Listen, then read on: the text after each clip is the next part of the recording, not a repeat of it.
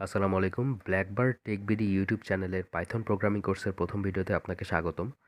আজকের ভিডিওতে আমরা আলোচনা করব পাইথন কি, পাইথন কোথায় কোথায় ব্যবহার করা যায়, কিভাবে ব্যবহার করা যায় এবং মোস্ট ইম্পর্টেন্টলি অ্যান্ড্রয়েড ফোন ব্যবহার করে কিভাবে আমরা পাইথন প্রোগ্রামিং ল্যাঙ্গুয়েজ শিখতে পারি। তো শুরুতে পাইথন নিয়ে একটু আলোচনা করি। পাইথন হচ্ছে বেসিক্যালি একটি প্রোগ্রামিং ল্যাঙ্গুয়েজ যেটার মাধ্যমে কম্পিউটারকে বিভিন্ন ধরনের ইনস্ট্রাকশনস দিয়ে কম্পিউটারের মাধ্যমে আমাদের বিভিন্ন রকমের প্রয়োজনীয় কাজকাম আমরা করে নিতে পারি। যেমন পাইথনের বিভিন্ন রকমের ব্যবহার আছে। যেমন পাইথন প্রোগ্রামিং ব্যবহার করে আমরা পাইথনের জনপ্রিয় দুটি ওয়েব ফ্রেমওয়ার্ক আছে, যেমন ফ্লাস্ক এবং জ্যাঙ্গো। এই ফ্লাস্ক এবং জ্যাঙ্গো ওয়েব ফ্রেমওয়ার্ক ব্যবহার করে আমরা পাইথন কোড লেখার মাধ্যমেই ওয়েবসাইট, ওয়েব সার্ভার এবং বিভিন্ন ধরনের এপিআই বানিয়ে নিতে পারি। এছাড়াও মেশিন লার্নিং এবং আর্টিফিশিয়াল ইন্টেলিজেন্স, ডেটা সায়েন্সের বিভিন্ন ক্ষেত্রে পাইথনের ব্যাপক পরিমাণ ব্যবহার রয়েছে। অ্যান্ড্রয়েড অ্যাপ্লিকেশন এবং ডেস্কটপ অ্যাপ্লিকেশন, এই দুটি ক্ষেত্রেও পাইথনের ব্যাপক ব্যবহার রয়েছে। আমরা গেম ডেভেলপমেন্টেও পাইথন প্রোগ্রামিং ল্যাঙ্গুয়েজ ব্যবহার করতে পারি। তো পাইথন আসলে ব্যাপক জনপ্রিয় একটি প্রোগ্রামিং ল্যাঙ্গুয়েজ এবং এটি শিখলে আমরা ভবিষ্যতে বিভিন্ন রকমভাবে এই স্কিলটি কাজে লাগাতে পারবো। তো এখন আমরা দেখে নিই প্লে স্টোরে যেয়ে কীভাবে পাইড্রয়েডটি ডাউনলোড করতে হয়। পাইড্রয়েড লিখে আমরা সার্চ করলে এই অ্যাপটি আমাদের সামনে চলে আসবে। এই অ্যাপ্লিকেশনটির মাধ্যমে আমরা মোবাইল ফোনে পাইথন কোড রান করতে পারবো। তো আমার ইনস্টল করা আছে, আমি এখান থেকে ওপেন করে নিচ্ছি। পাইড্রয়েড অ্যাপ্লিকেশনটি ওপেন করার পরে আমাদের সামনে ঠিক এরকম একটি ইন্টারফেস চলে আসে, যেখানে বিভিন্ন রকমের অপশন আছে। আমরা আজকে পাইড্রয়েড অ্যাপ্লিকেশনের ইন্টারফেসটা সম্পর্কে একটু আলোচনা করব এবং ইন্টারফেসটা একটু ঘুরে দেখব কি কি অপশন এখানে অ্যাভেলেবেল আছে। তো শুরুতেই ন্যাভবারে বাম পাশে কোণায় আমরা একটি হ্যামবার্গার আইকন পেয়ে যাচ্ছি, যেখানে আমরা নানা রকম অপশন পাচ্ছি। যেটার প্রথম অপশনটা হচ্ছে ইন্টারপ্রেটার। ইন্টারপ্রেটারে পাইথনের আমরা বিভিন্ন কোড লাইন বাই লাইন এখানে লিখে এক্সিকিউট করে দেখতে পারি। যেমন আমি এখানে একটি পাইথনের কোড লিখছি প্রিন্ট স্টেটমেন্টের ভিতরে, হ্যালো ওয়ার্ল্ড। এটি লিখে আমি, আচ্ছা সরি, এখানে আমার একটু টাইপো হয়ে গেছে।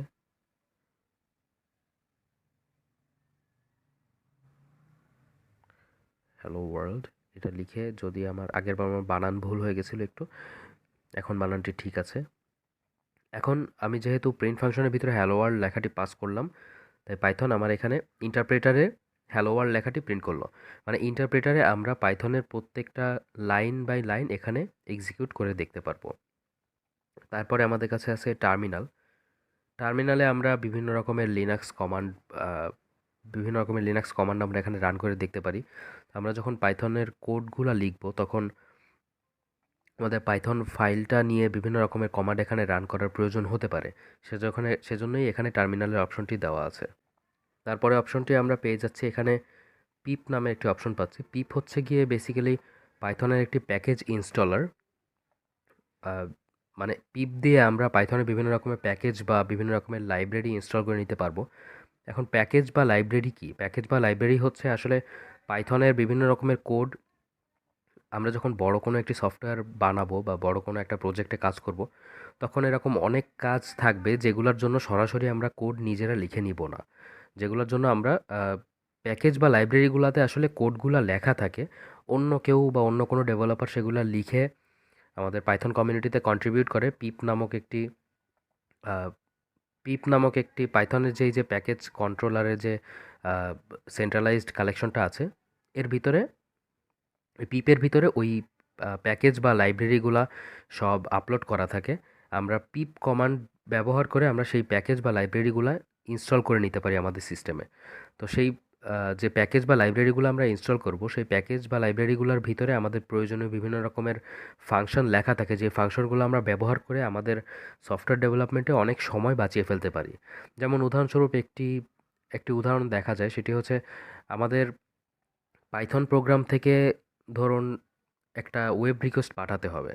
এখন ওয়েব রিকোয়েস্টটি পাঠানোর জন্য আমরা কিভাবে পাইথন আমাদের নিজস্ব মেশিন থেকে কিভাবে একটি ওয়েব রিকোয়েস্ট ইন্টারনেটে পাঠাবে, কিভাবে সেই রিকোয়েস্টটা থেকে রেসপন্স এক্সট্র্যাক্ট করে নিয়ে আমাদের সামনে নিয়ে আসবে, এই জিনিসটার কোড বা এই জিনিসটার ফাংশন, এই কাজটার ফাংশন লিখতে গেলে আমাদেরকে অনেক সময় এবং অনেক পরিশ্রম ব্যয় করতে হবে।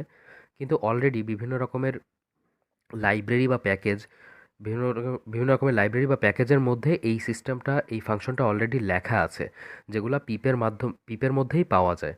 যেমন একটি লাইব্রেরি আছে, সেটার নাম হচ্ছে রিকোয়েস্টস।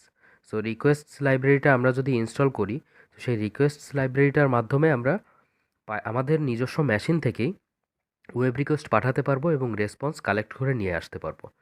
সো এটি গেল পিপের ব্যবহার। আমরা পিপের ব্যবহার আরও সামনে দেখব, যখন আমরা কোডিংয়ে জাম্প ইনটু করব, তখন আমাদের পিপ অনেকবার ব্যবহার করার দরকার হবে। তো পরের অপশনটা আমরা দেখে যাই। পরের অপশনটা হচ্ছে গিয়ে পেস্ট বিন। শেয়ার করার অপশনটা উপরে আছে। শেয়ার করার অপশনটা হচ্ছে আপনি যখন কোনো একটা কোড লিখবেন, সেই কোডটা অন্য কারোর সাথে শেয়ার করতে চাইলে এই অপশনের মাধ্যমে শেয়ার করতে পারবেন। পরের অপশনটি আছে পেস্ট বিন। তো পেস্ট বিন বেসিক্যালি একটা ওয়েবসাইট, যে ওয়েবসাইটে আপনি আপনার কোড আপলোড করে রাখতে পারবেন এবং একটা শেয়ারেবল লিঙ্ক দেওয়া হবে। সেই লিঙ্কটা আপনি যার সাথে শেয়ার করবেন, সে আপনার ওই কোডটি দেখতে পারবে, ডাউনলোড করতে পারবে। সো পেস্ট বিনটাও বেসিক্যালি শেয়ারিংয়ের একটা অপশনই। তারপর এখানে আছে কিছু স্যাম্পল। এখানে আমাদের পাইথনের বিভিন্ন রকমের লাইব্রেরি, বিভিন্ন রকমের প্যাকেজ ব্যবহার করে আমরা নানা রকম কাজ করতে পারি, সেগুলোর বিভিন্ন রকমের স্যাম্পল দেওয়া আছে। যেমন হ্যালো ওয়ার্ল্ড স্যাম্পলটা যদি আমরা ওপেন করি, তাহলে এখানে আমাদের একটা লাইন লেখা আছে প্রিন্ট হ্যালো ওয়ার্ল্ড। এটা যদি আমরা রান করি, তাহলে এখানে আমাদের হ্যালো ওয়ার্ল্ড লেখাটি প্রিন্ট হচ্ছে। তারপরে আছে এখানে গেট মোর আইডিজ। এটা একটি অ্যাডভার্টাইজমেন্ট। এখানে নানা রকম ইন্টারনেট থেকে আরও অনেক রকম আইডি আমরা ডাউনলোড করে নিতে পারি। সো আইডি হচ্ছে গিয়ে ইন্টিগ্রেটেড ডেভেলপমেন্ট এনভায়রনমেন্ট। আমরা এই যে ইন্টারফেসটা আমাদের সামনে এখন আছে, এটাও একটা আইডি। আইডির ফুল মিনিং হচ্ছে ইন্টিগ্রেটেড ডেভেলপমেন্ট এনভায়রনমেন্ট। মানে আমরা এখানে আমাদের সফটওয়্যার ডেভেলপ করার সময় আমরা এখানে আমাদের সব রকমের কোড লিখতে পারবো এবং প্রয়োজনীয় যা যা ফাংশন আছে সব কিছু আমাদের এর ভিতরে আছে। এই জন্য এটাকে বলা হয় ইন্টিগ্রেটেড ডেভেলপমেন্ট এনভায়রনমেন্ট। তারপরে এখানে আমাদের কাছে আছে, পরে অপশনে আছে হচ্ছে গিয়ে সেটিংসের মাধ্যমে আমরা আসলে এই ইন্টারফেসটা বিভিন্ন রকম জিনিস পরিবর্তন করতে পারবো। যেমন এডিটরের লুক কীরকম হবে, এডিটরের টেক্সট ট্র্যাপ হবে নাকি হবে না, তারপরে ট্যাবের ইনসার্ট স্পেস কীরকম হবে, এই সব কিছু আমরা চেঞ্জ করতে পারবো। অ্যাপিয়ারেন্সটা কীরকম হবে সেগুলো চেঞ্জ করতে পারবো। ফন্ট সাইজ, তারপরে কোন ফন্ট হবে, এডিটরের থিমটা কি লাইট হবে নাকি ডার্ক হবে, এইসব চেঞ্জ করতে পারবো আমরা। সিস্টেমের ভিতরে যা যা আছে এখানে আসলে সব কিছু ব্যাখ্যা করার প্রয়োজন আমি মনে করছি না। এখানে আপনারা নিজেরা একটু জিনিসটা দেখলেই বুঝতে পারবেন। তারপর এখানে কোড অ্যানালাইসিস, এখানে নানা রকম অপশন আছে। তারপরে আমরা হ্যামবার্গার আইকনের পরে আমরা এখানে একটি আইকন দেখতে পাচ্ছি ফোল্ডারের।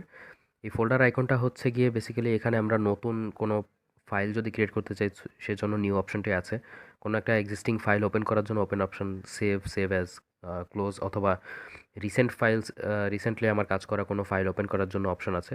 এই যে বাল্বের মতো একটা আইকন আছে, এই আইকনটা ব্যবহার করে বেসিক্যালি আমাদের পাইথন কোডের ভিতরে আহ, কোথায় কোথায় নেম ডিক্লেয়ার করা আছে, অথবা কোথায় কোথায় মানে আমরা যেখানে যেখানে অ্যাসাইনমেন্ট করতেছি, সেখানে অ্যাসাইনমেন্টগুলার সরাসরি পূর্ববর্তী অ্যাসাইনমেন্টে চলে যাওয়ার জন্য, অথবা যেখানে যেখানে ডিফিনিশন করতেছি, আমাদের ফাংশন ডিফাইন করতেছি, সেইখানে আমাদের ফাংশনগুলো খুঁজে বের করার জন্য অপশন আছে। এবং পরবর্তীতে একটি থ্রি ডটস আইকন আছে, যেটাতে আমরা আমাদের কোনো ভুল ভ্রান্তি হলে কোডের ভিতরে সেটা আনডু করতে পারছি অথবা রিডু করতে পারছি। এখানে সার্চ করতে পারছি আমরা। যেমন আমরা যদি প্রিন্ট লেখাটি আমাদের পুরো কোডের ভিতরে খুঁজে বের করতে চাই, তখন আমরা এখানে ফাইন্ড দিলেই সে আমাকে এখানে দেখিয়ে দিচ্ছে যে আমাদের প্রিন্ট লেখাটি আমাদের কোডের ভিতরে আছে। এই সার্চ ফাংশনের মাধ্যমে আমাদের যখন কোড কোডের ফাইলটা অনেক বেশি বড় হয়ে যাবে, তখন আমরা বিভিন্ন রকমের প্রয়োজনীয় কিওয়ার্ড এখান থেকে খুঁজে বের করতে পারবো এবং এই অপশনটার মাধ্যমে আমরা বিভিন্ন যে আমাদের প্রয়োজনীয় যে কোনো একটা লাইনে সরাসরি জাম্প ইনটু করতে পারবো। এবং নিচে এখানে নিচের এই সেকশনটাতে এখানে অনেক প্রয়োজনীয় আমাদের সিম্বল দেওয়া আছে। যেমন আমরা ট্যাব বিভিন্ন সময় আমাদের দরকার হতে পারে, তারপরে কোলন, সেমিকোলন এবং বিভিন্ন রকমের যেসব আইকনগুলো আমাদের মোস্ট ফ্রিকোয়েন্টলি দরকার হবে, সেই আইকনগুলো আমাদের এখানে দেওয়া আছে। এবং লাস্টলি এখানে একটি রান বাটন আছে, যেটি ক্লিক করলে আমাদের যে কোডগুলো আছে সেই কোডগুলো আমরা সরাসরি একটা টার্মিনালে রান করতে পারবো। সো এখানে সার্চ ফাংশনটি ব্যবহার করে আমরা যে কোনো একটি রিপ্লেস ফাংশনটি ব্যবহার করে আমরা যে কোনো কাঙ্ক্ষিত ওয়ার্ডকে আমরা অন্য কোনো কিছু দ্বারা পরিবর্তন করে দিতে পারি। যেমন আমি এখানে প্রিন্ট লিখে সার্চ করছি এবং যে সার্চ রেজাল্টটা পাবে, মানে প্রিন্ট যদি এই কোডের ভিতরে পাওয়া যায়, তখন সেই প্রিন্ট ওয়ার্ডটাকে এই রিপ্লেস ফাংশনালিটিটা হ্যালোতে রূপান্তর করে দিবে। তো এইটা আমার সার্চে প্রিন্ট লিখলাম এবং রিপ্লেস উইথে হ্যালো লিখলাম, লিখে এখানে রিপ্লেস অল প্রেস করলেই এখানে হ্যালো লেখাটি চলে আসছে। সো এটাই ছিল বেসিক আমাদের এই পাইড্রয়েড অ্যাপ্লিকেশনের ইন্টারফেসের পরিচিতি। আমরা নেক্সট ক্লাস থেকে ইনশাল্লাহ কিভাবে পাইথনে কোড করতে হয় এবং মানে পাইথন কোডের বিস্তারিত আলোচনাতে জাম্প ইনটু করবো ইনশাল্লাহ। আজকের ভিডিও এই পর্যন্তই।